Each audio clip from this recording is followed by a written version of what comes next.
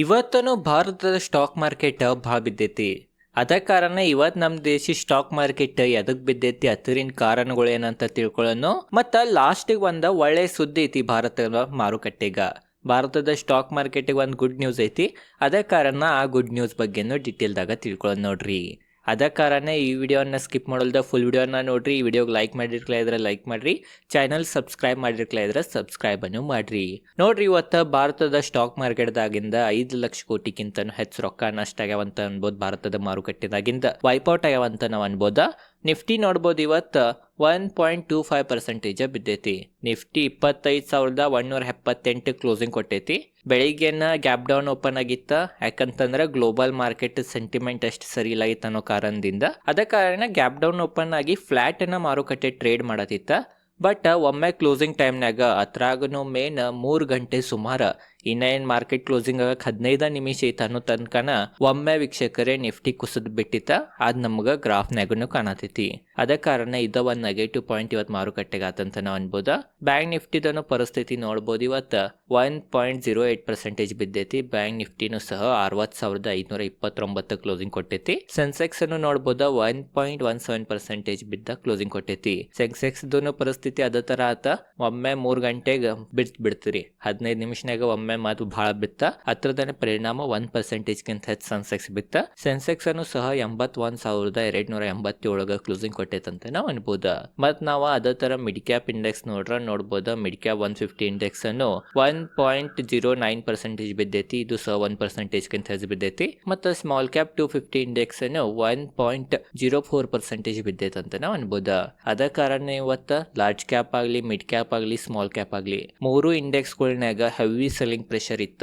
3 ಇಂಡೆಕ್ಸ್ಗಳು 1% ಹೆಚ್ಚು ಬಿದ್ದು ಕ್ಲೋಸಿಂಗ್ ಕೊಟ್ಟಿದ್ದು ಈ ವಾರದ ಅಂತದಾಗಂತ ನಾವು ಅನ್ಬೋದು. ಆದ ಕಾರಣ ಇದು ಒಂದು ನೆಗೆಟಿವ್ ಪಾಯಿಂಟ್ ಭಾರತದ ಮಾರುಕಟ್ಟೆಗೆ ಆಗ್ತೈತಿ.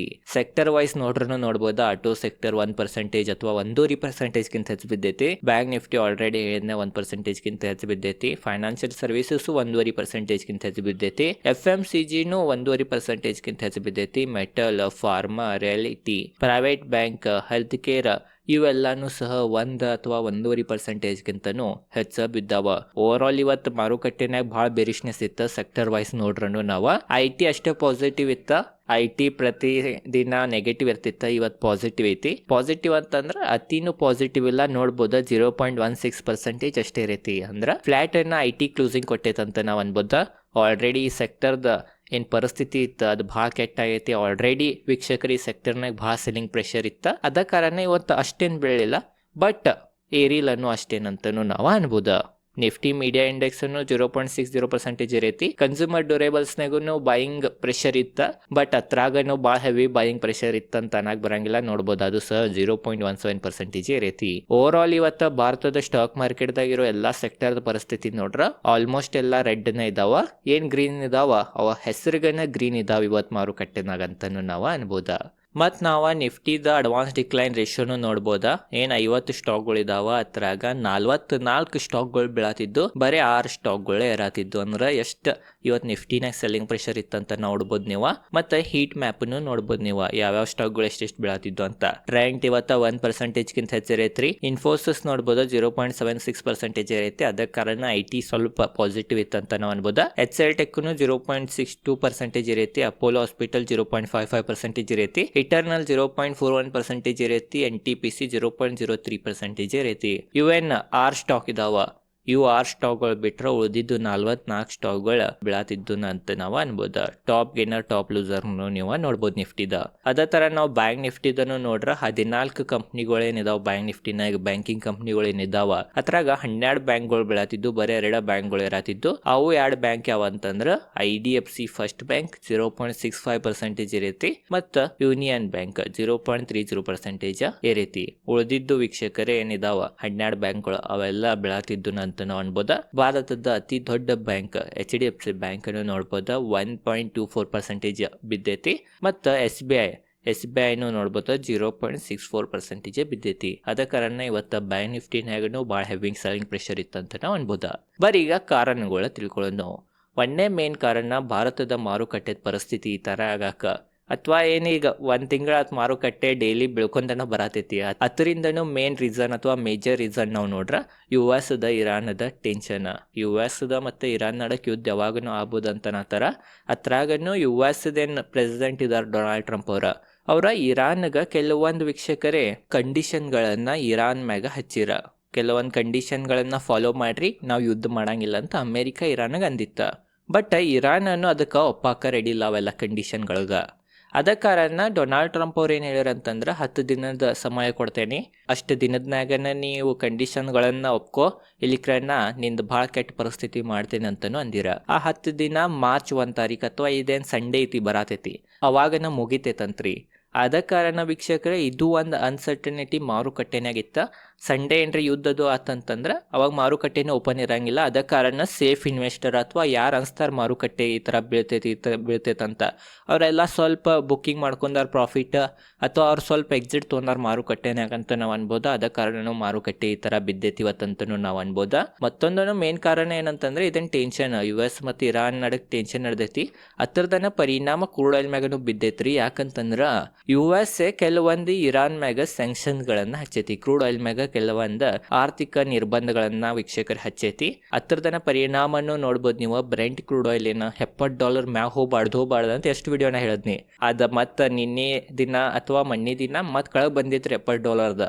ಅದ ಕಾರಣ ಅದ್ ಮತ್ ಸ್ವಲ್ಪ ಮಾರುಕಟ್ಟೆಗೆ ಸಪೋರ್ಟ್ ಕೊಡತಿತ್ತ. ಬಟ್ ನೋಡ್ಬೋದ ಮತ್ ಇವತ್ತು ಇದು ಒಂದು ಟೆನ್ಷನ್ ದಿಂದ 72.30 ತಲುಪಿತ್ರಿ. $70 ಮತ್ ಮ್ಯಾಗ ಹೋತ 1 ಬ್ಯಾರೆಲ್ ಕ್ರೂಡ್ ಆಯಿಲ್ ಪ್ರೈಸ್. ಅದು ಬ್ರೆಂಟ್ ಕ್ರೂಡ್ ಆಯಿಲ್ ಪ್ರೈಸ್ ಇವತ್ತು 2% ಗಿಂತ ಹೆಚ್ಚೈತಿ. WTI ಕ್ರೂಡ್ ಆಯಿಲ್ ಅನ್ನು ನೋಡಬಹುದು $66.81 ನಡೆದೈತಿ. ಅದು ಸಹ $65 ಮ್ಯಾಗ ಬಂದೈತಿ.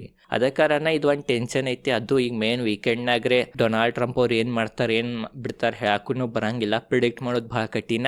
ಆ ಒಂದು ಕಾರಣದಿಂದಾನೆ ಇವತ್ತು ಮಾರುಕಟ್ಟೆನಾಗ ಅತ್ರಾಗನು ಗ್ಲೋಬಲ್ ಮಾರುಕಟ್ಟೆನಾಗಲಿ ಭಾರತದ ಮಾರುಕಟ್ಟೆನಾಗ್ಲಿ ಅಥವಾ ಏನ್ ಆಯಿಲ್ ಮಾರ್ಕೆಟ್ ಐತಿ ಇದೇನ್ ಕಚ್ಚಾ ತೈಲದ ಮಾರುಕಟ್ಟೆ ಐತಿ ಅತ್ರಾಗನು ಸಹ ವೀಕ್ಷಕರ ವಲ್ಟಾಲಿಟಿ ಹೆಚ್ಚಾಗೈತಿ. ಆ ಕಚ್ಚಾ ತೈಲದನು ಪ್ರೈಸ್ ಭಾಳ ಹೆಚ್ಚಾಗೈತಿ. ಅತ್ತದನ್ನ ಡೈರೆಕ್ಟ್ ಬೆಟ್ಟ ಭಾರತದ ಮಾರುಕಟ್ಟೆ ಮ್ಯಾಗ ಭಾರತದ ಎಕನಾಮಿ ಮ್ಯಾಗ ಬಿತ್ತ. ಅದರದನ್ನ ಪರಿಣಾಮ ಇವತ್ತು ಬ್ಯಾಂಕ್ ನಿಫ್ಟಿ ಆಗಲಿ, ಲಾರ್ಜ್ ಕ್ಯಾಪ್ ಆಗಲಿ, ಮಿಡ್ ಕ್ಯಾಪ್ ಆಗಲಿ, ಸ್ಮಾಲ್ ಕ್ಯಾಪ್ ಆಗಲಿ 3 ಇಂಡೆಕ್ಸ್ಗಳು ಭಾಳ ಬಿದ್ದಾವಂತೂ ನಾವು ಅನ್ಬೋದ. ಮತ್ತೊಂದೆಲ್ಲಕ್ಕಿಂತ ಮೇನ್ ಇಂಪಾರ್ಟೆಂಟ್ ಕಾರಣ ಏನಂತಂದ್ರೆ ಗ್ಲೋಬಲ್ ಮಾರ್ಕೆಟ್. ನಿನ್ನೆ ದಿನ ಗ್ಲೋಬಲ್ ಮಾರ್ಕೆಟ್ ಪರಿಸ್ಥಿತಿ ಅಷ್ಟೇ ಸರಿ ಇಲ್ಲ ಇತ್ತ. ನೋಡ್ಬೋದ ನಿನ್ನೆ US ಮಾರ್ಕೆಟ್ ಬಿದ್ದನ ಕ್ಲೋಸಿಂಗ್ ಕೊಟ್ಟೈತಿ. S&P 500 0.54% ಬಿದ್ದೈತಿ. ನ್ಯಾಸ್ಡ್ಯಾಗ್ನು ಸಹ 1.21% ಬಿದ್ದೈತಿ. ನಿನ್ನೆ ದಿನ US ಮಾರ್ಕೆಟ್ ಪರಿಸ್ಥಿತಿ ಅಷ್ಟು ಸರಿ ಇಲ್ಲಾಗಿತ್ತ. ಅದರದನ್ನ ಪೆಟ್ಟ ಬೆಳಗಿನ ಮಾರುಕಟ್ಟೆನ ಕಾಣೈತ. ಅದ ಕಾರಣ ನಮ್ಮ ಮಾರುಕಟ್ಟೆ ಗ್ಯಾಪ್ ಡೌನ್ ಅನ್ನ ಓಪನ್ ಆಗಿತ್ತ. ಮತ್ತೊಂದು ಏನಂತಂದ್ರೆ US ಏನ್ರೆ ಕೆಟ್ಟ ನ್ಯೂಸ್ ಬಂತ, ಕೆಟ್ಟ ಸುದ್ದಿ ಬಂತಂದ್ರ ನಾವು ವೀಕ್ಷಕರೇ ಅದನ್ನ ಫಾಲೋ ಮಾಡ್ತೇವಿ. ಬಟ್ US ಪಾಸಿಟಿವ್ ಸುದ್ದಿ ಬಂತು, US ಮಾರ್ಕೆಟ್ ಏರಿತ್ತಂದ್ರ ಅದಕ್ಕೆ ಫಾಲೋ ಮಾಡುವತ್ತ. ಇದು ಒಂದು ವೀಕ್ಷಕರು ಇದೆ ಅಂತ ನಾವು ಅನ್ಬೋದ. ಒಳ್ಳೆ ಸುದ್ದಿಗ ನಾವು ರಿಯಾಕ್ಷನ್ ತೋರಿಸುವಲು, ಬಟ್ US ಏನ್ರ ಕೆಟ್ಟ ಆದ್ರೆ ನಾವು ಸಹ ಕೆಟ್ಟ ರಿಯಾಕ್ಷನ್ ತೋರಿಸ್ತೇವಿ.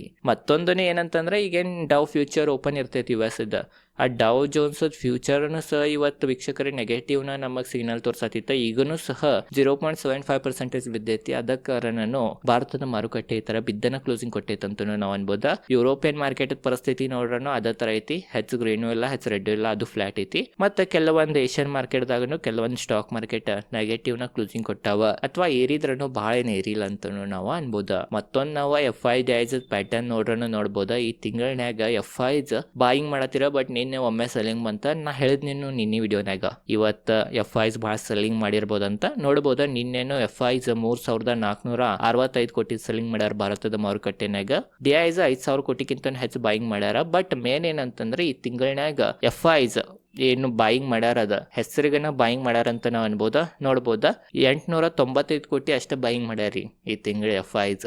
ಅದು DIs ನೋಡ್ಬೋದ 26,000 ಕೋಟಿ, 26,130 ಕೋಟಿದ ಬಾಯಿಂಗ್ ಮಾಡ್ಯಾರ. ಆದ್ರೂ ಸಹ ಏನಂತಂದ್ರೆ ಏನ್ DIs ಬಾಯಿಂಗ್ ಮಾಡ್ತೀರ ಭಾಳ ಹೆವಿ ಕ್ವಾಂಟಿಟಿದಾಗ ಅವ್ರದ್ದು ಸ್ವಲ್ಪ ವಾಲ್ಯೂಮ್ ಮಾರ್ಕೆಟ್ನಾಗ ಕಡಿಮೆ ಆಗೈತಂತ ನಮಗ ಈ ಒಂದು DIs ಬಾಯಿಂಗ್ ಡೇಟಾಲೇನು ಗುರುತಾಗ್ತೈತೆ ಅಂತ ನಾವು ಅನ್ಬೋದ.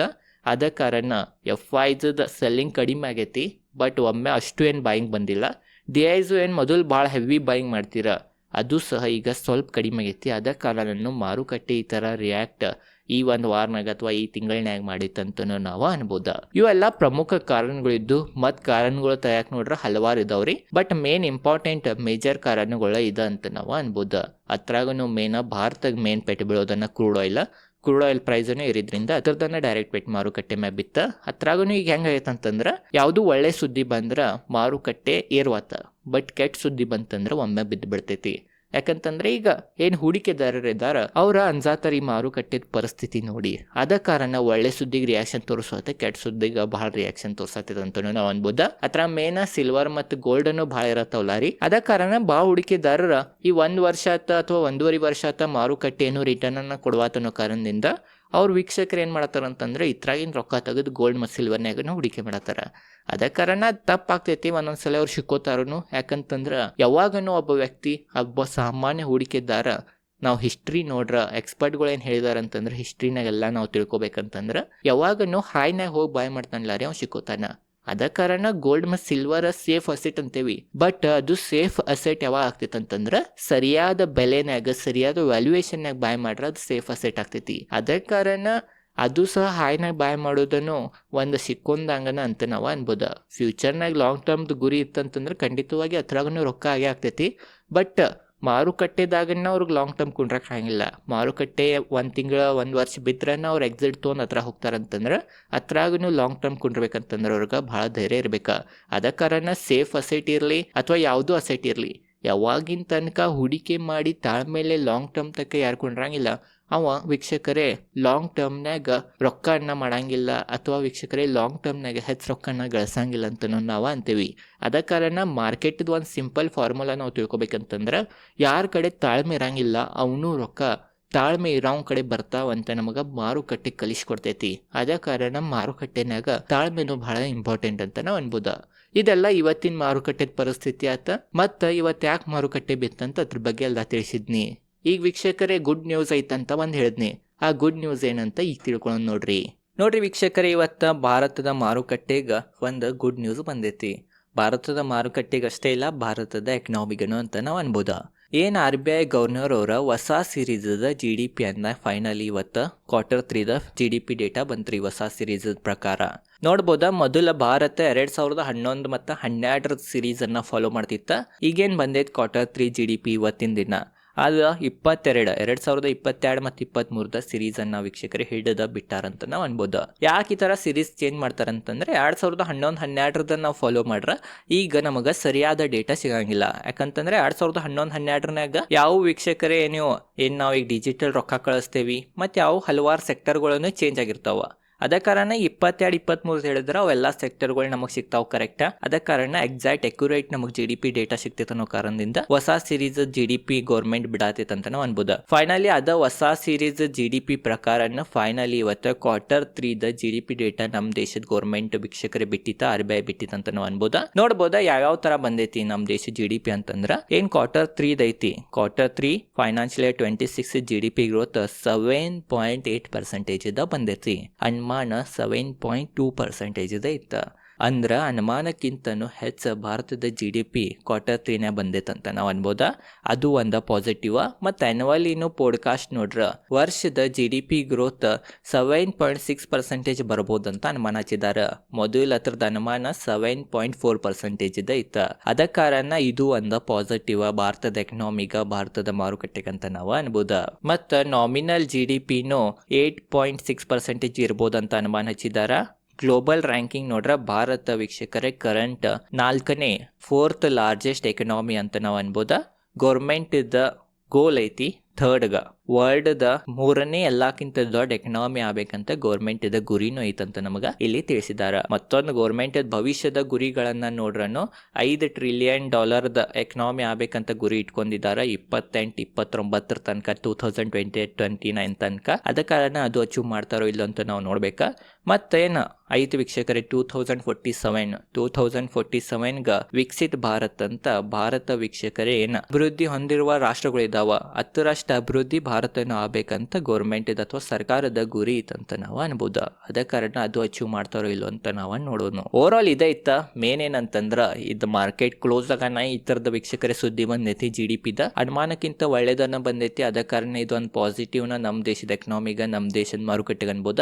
ಇತರದ ಡೈರೆಕ್ಟ್ ಇಂಪ್ಯಾಕ್ಟ್ ಮಂಡೇ ಸೋಮವಾರ ನಮ್ಮ ದೇಶದ ಮಾರುಕಟ್ಟೆನ ಕಾಣ್ತೈತಿ. ಅದ ಕಾರಣ ಯಾವ ಥರ GDPದ ಏನು ಬಂದಿದ್ದ ಡೇಟಾ ಅದ್ರದ್ದು ಇಂಪ್ಯಾಕ್ಟ್ ಯಾವ ಥರ ಮಾರುಕಟ್ಟೆ ಮ್ಯಾಗ ಕಾಣ್ತೈತೆ ಅಂತ ನೋಡ್ಬೇಕಾ. ಈ ಒಂದು ಡೇಟಾದಿಂದರೆ ಭಾರತದ ಮಾರುಕಟ್ಟೆ ಬೆಳೋದ್ರಿಂದ ತಡಿತೈತೋ ಅಥವಾ ರಿಕವರಿ ತೋರಿಸ್ತೈತೋ ಅಂತ ನಾವು ನೋಡ್ಬೇಕಾ. ಇದ್ರ ಬಗ್ಗೆ ನಿಮಗೇನು ಅನಿಸ್ತೈತೆ ಅಂತ ಕಮೆಂಟ್ ಸೆಕ್ಷನ್ನಾಗ ತಿಳಿಸ್ರಿ. ಇದೈತೆ ಇವತ್ತಿನ ಈ ವಿಡಿಯೋನಾಗ ಎಲ್ಲ ಡೀಟೇಲ್ದಾಗ ನಿಮಗೆ ಗುರ್ತಾ ಇರ್ಬೋದು ಅಂತ ನನಗನ್ನಿಸ್ತೈತಿ. ವಿಡಿಯೋ ಹೆಂಗೆ ಅನ್ಸಿತ್ತು ಅಂತ ಕಮೆಂಟ್ ಸೆಕ್ಷನ್ನಾಗ ತಿಳಿಸ್ರಿ. ಮತ್ತು ನಾಳೆ ಮತ್ತೊಂದು ಇದೇ ಥರ ವಿಡಿಯೋನಾಗ ಮತ್ತೆ ಸಿಗೋಣ್ರಿ.